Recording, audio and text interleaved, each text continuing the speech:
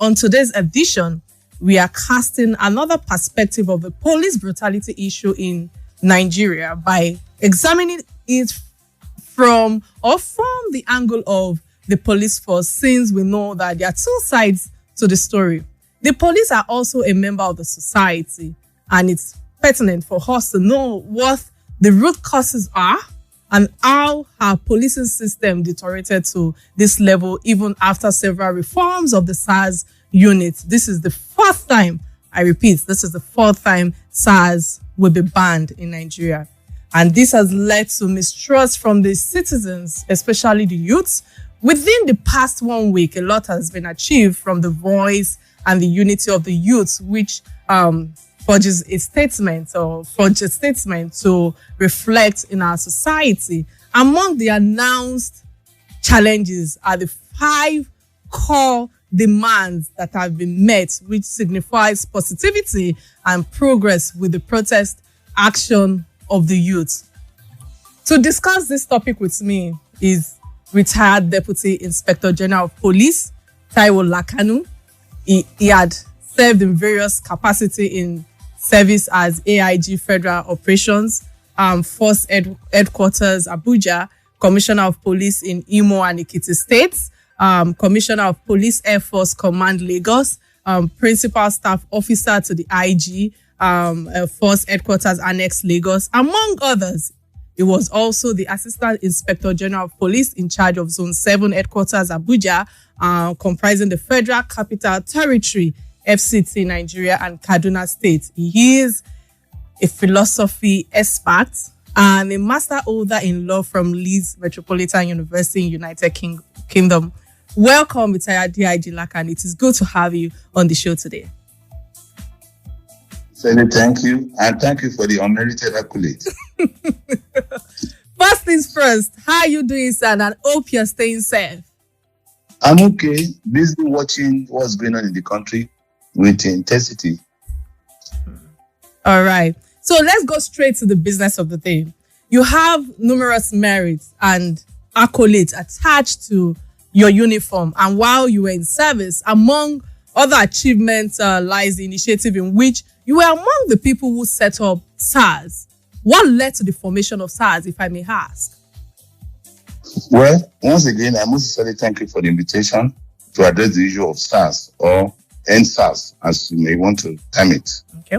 It's actually considered the interesting time that we are going through in the country. The original SARS that was established in 1992 was a child of necessity.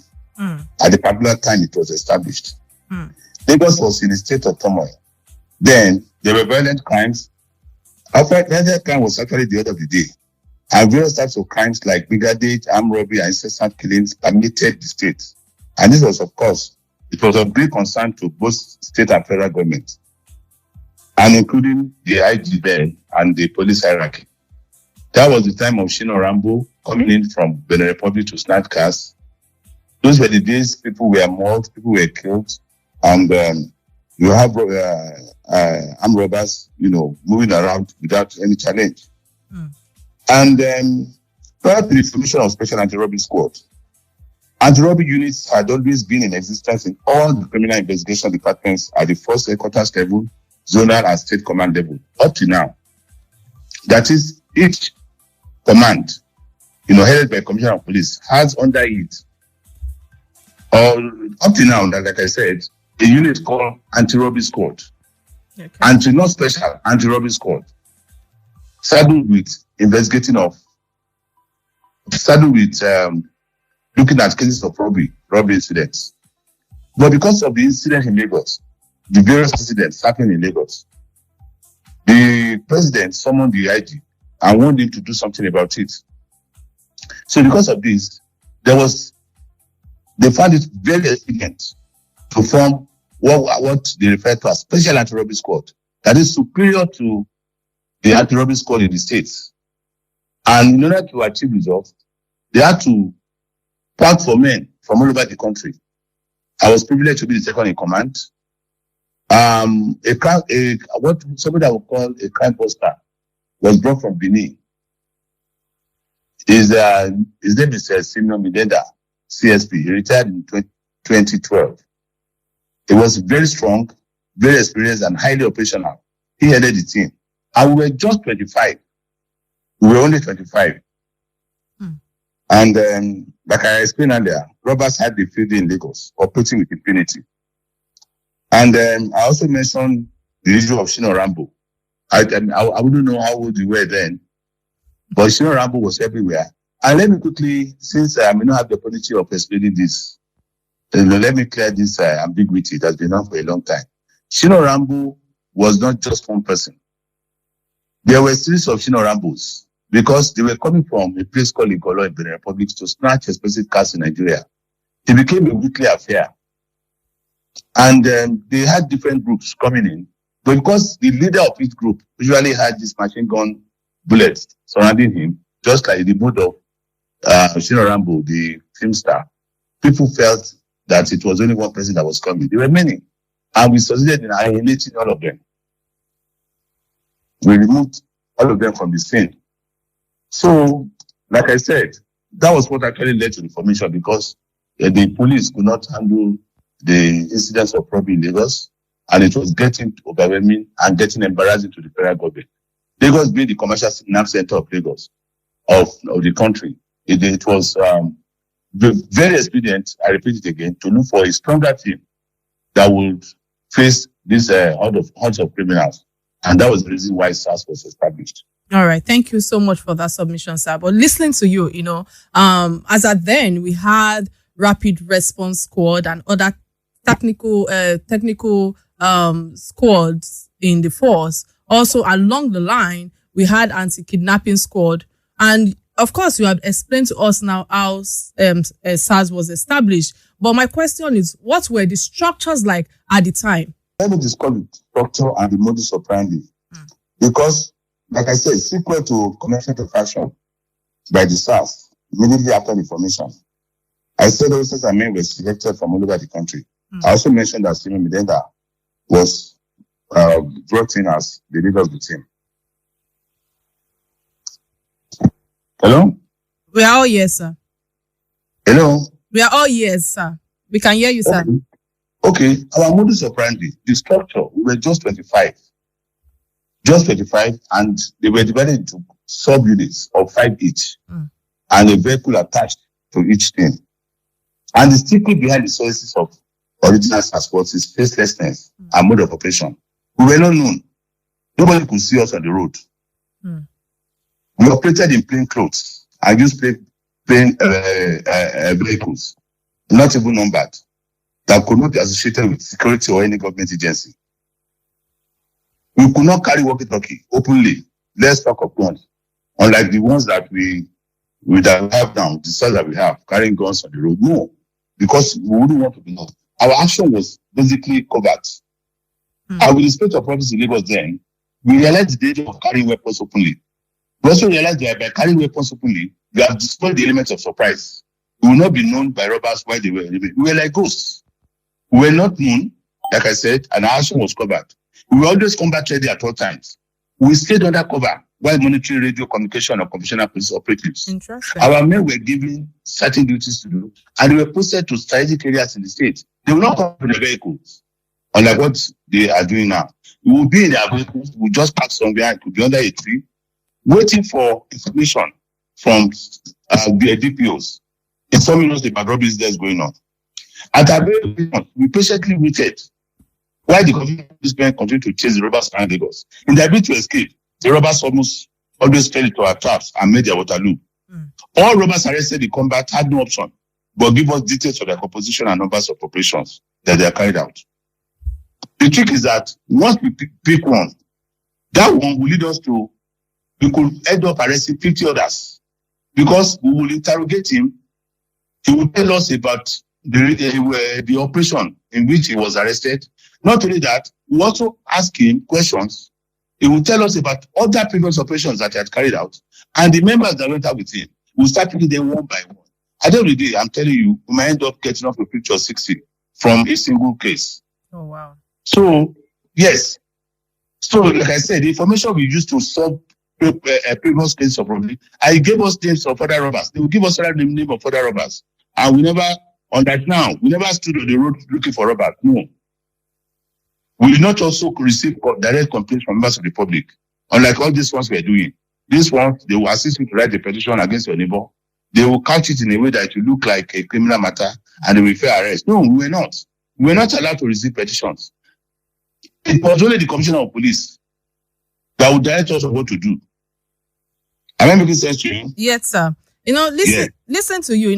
Before I ask you my next question, let me use this opportunity to open our phone lines. Please join us by calling our phone lines 0700 923 923 923. Again, 0700 923 923. And of course, you can send us a message on our WhatsApp line 0817 313 6193. Let's hear your perspective of the topic at hand. So, sir, obviously, SARS was highly praised for their efficiency at first when they were ruthlessly bringing down tough gangs and criminal syndicates, just like you've explained to us earlier, how they were not in their uniforms, how they worked in more or less in your word in spirit. So the question is, they suddenly fell off the favored lines of Nigerians. What led to the dissolution of SARS at the moment?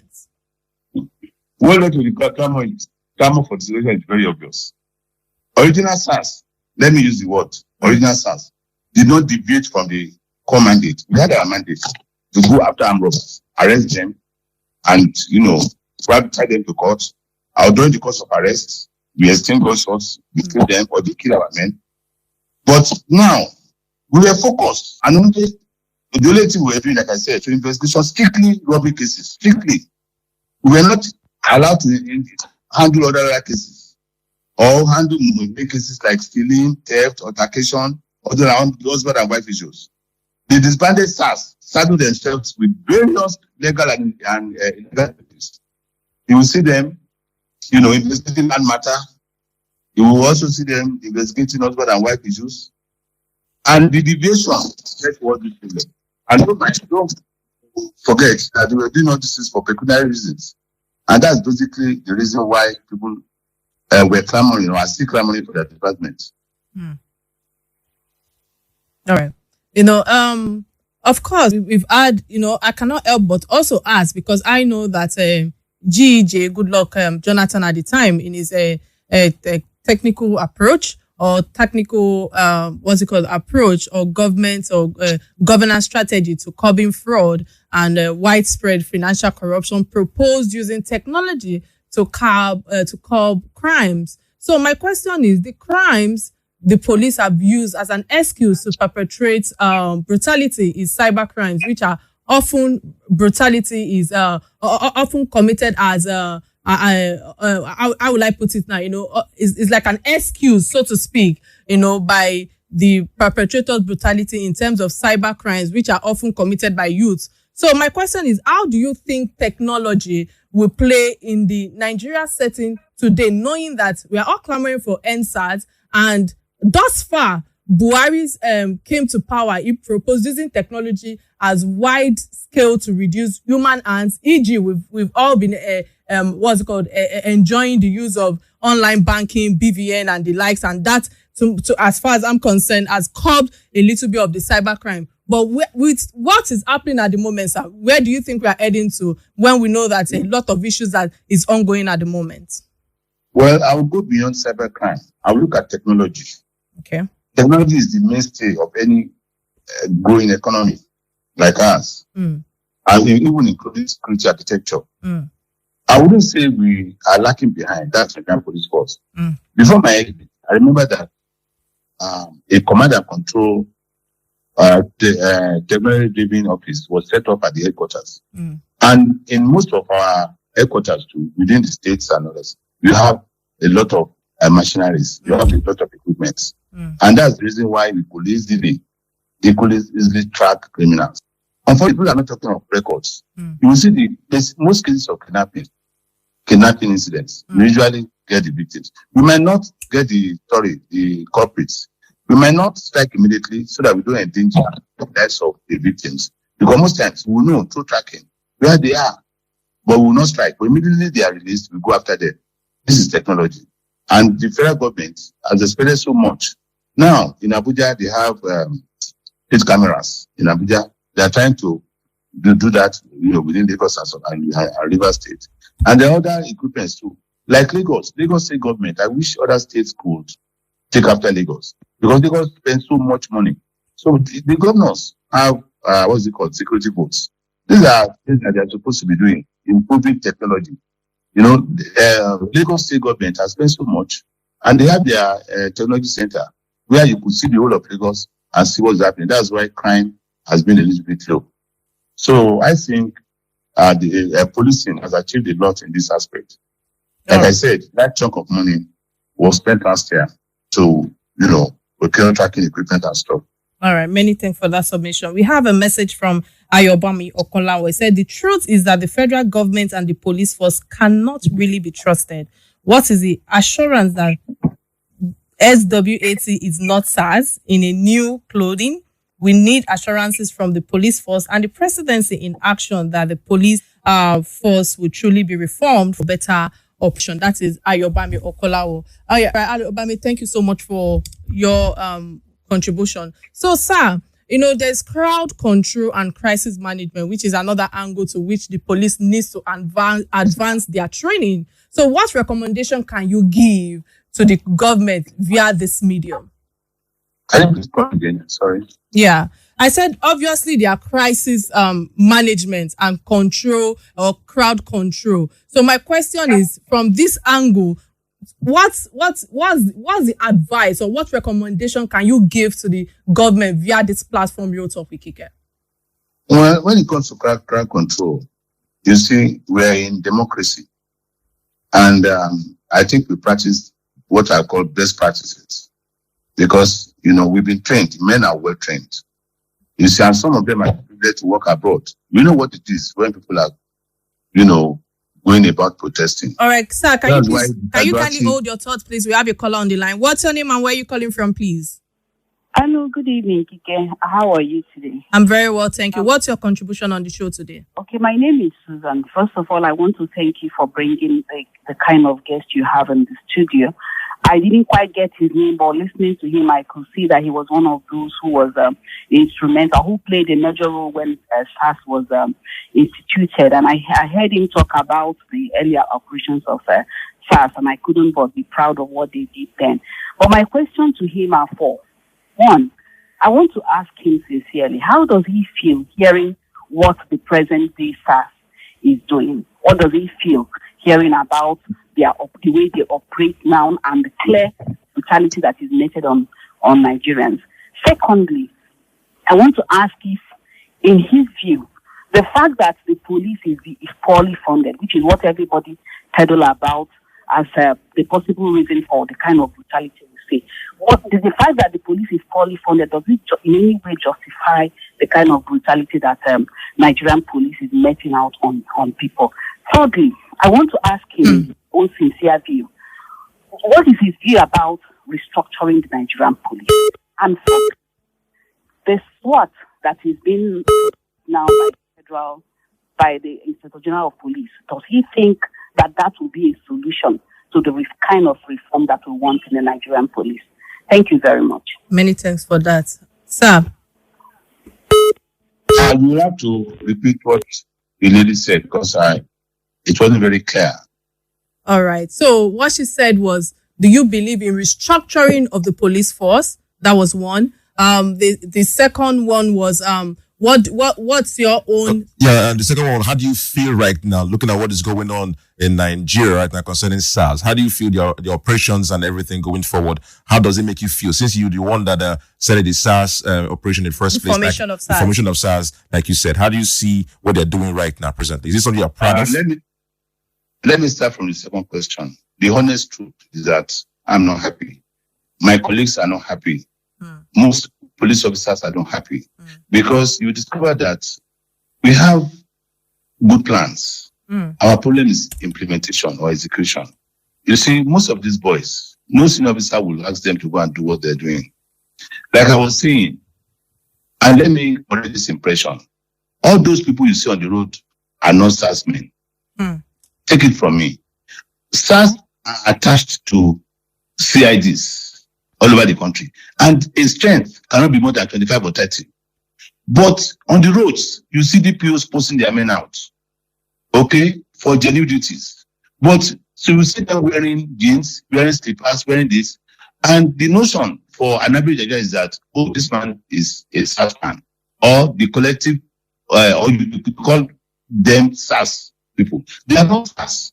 Some of them are in charge of maybe operations on the road or crowd control. Oh, no. Let me tell you that it's not crowd control. Patrol.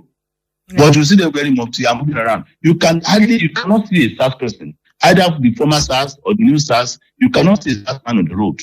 If he's going for operation, he will sit in his vehicle, go out for rest, and go back to base. But on the road, you see a lot of them. I do see them do. I do caution them. I ask questions.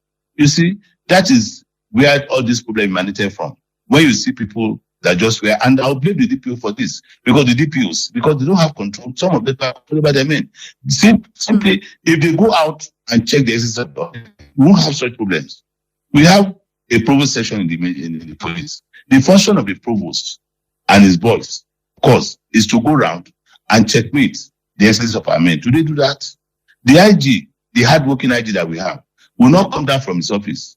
I was a member of the management team. We will propose, we will take up issues, discuss issues. We cannot implement. It is the duty of those on the road to implement, but do they implement? In fact, we are all saddened by what is happening. We are not happy. And some of us are, happy that at last government has taken a good decision on it to eradicate. But we will restructure. Serious issues are going on. All right. We are paid.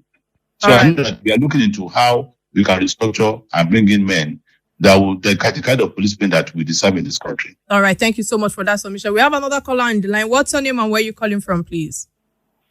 Good evening, Madam Kike. I am Abdulaziz calling from Lagos. Nice to have Mr. LAKANU on the set today. I'm really proud of him. I've known him while he was PSO to the IG back then at Camp Salem. Kudos to you, sir, and I'm wishing you happy retirement. Speaking about technology, sir, you mentioned that cameras are very, very, very efficient in managing crime, in curbing crime. What exactly are the hindrances we are facing in adopting full-scale technology in other states? You mentioned Lagos State is doing well with regards to this, but however, we can see that in our vast countries, cameras have brought crime rate very low.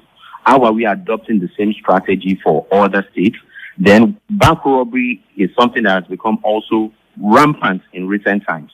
I believe with cameras, they've been able to do a lot of reduction of this rate too as well. So I think going forward, technology is a very huge part, has a very huge part to play. How can we put that into adoption? Thank you very much, sir. All right. I appreciate that. You see, let me call it pilot. We have pilot schemes. We need to see how this will work before, they take it to other states. But I'm sure of Lagos. If you go to Ikeja, you will see the giant screen there. And they are installing, and they have some. Then in Abuja, the cameras are already there. But, police come out and standing in bell. We have camera here. You understand? But if you look at the crime rate in Abuja, it's quite low. And talking of bank robbery, in all honesty, for a long time, there was no bank robbery anywhere until the recent one that happened in Ekiti, and they are going after them. The one that happened in Oyo, they arrested. And if you look at it, this year, I doubt, if I have my thing right, I don't think we've had up to 5 bank robbery incidents, and that's the truth. So I'm looking at my statistics, and I know what I'm saying is the truth. The last one we had was about 2 or 3 weeks ago. That happened. I even called the commissioner of police and we exchanged views, and fortunately for me, I'm happy he knows the gang and he's after them. Knowing him fully well, I know he will soon get them arrested. But like I said, check your records. For a long time, we've not been having robbery incidents. All right. Thank you so much for that submission. We have another caller on the line. What's your name and where are you calling from, please?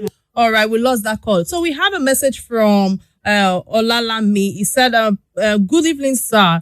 I really want to commend you for your hard work in putting end to criminal activities during your reign as part of SARS. Please, you mentioned you were 25 handling the operation of SARS then. Sir, are there still some members still in the police force?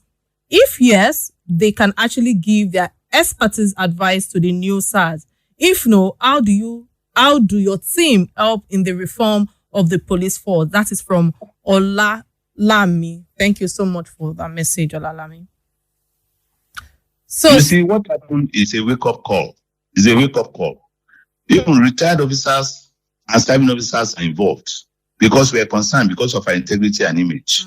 They are carrying out a lot of, we have a lot of revelations now, and I'm quite sure we will set up a strong board to look at those criminals in uniform. And I know that there are a lot of things they're going to do. The president said something about it.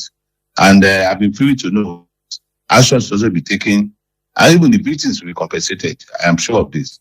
But within the police circle, we're all interested.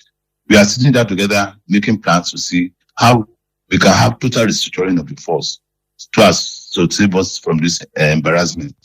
All right. Thank you, retired DIG LAKANU. Your feedbacks are very vital in terms of resolution to the ongoing police brutality crisis. Many thanks for honoring our invitation again. We will urge you to please stay on the line while we take a quick break and return after headline news. But first, a word from our sponsor. Do not touch that dial. This is Real Talk with Kika.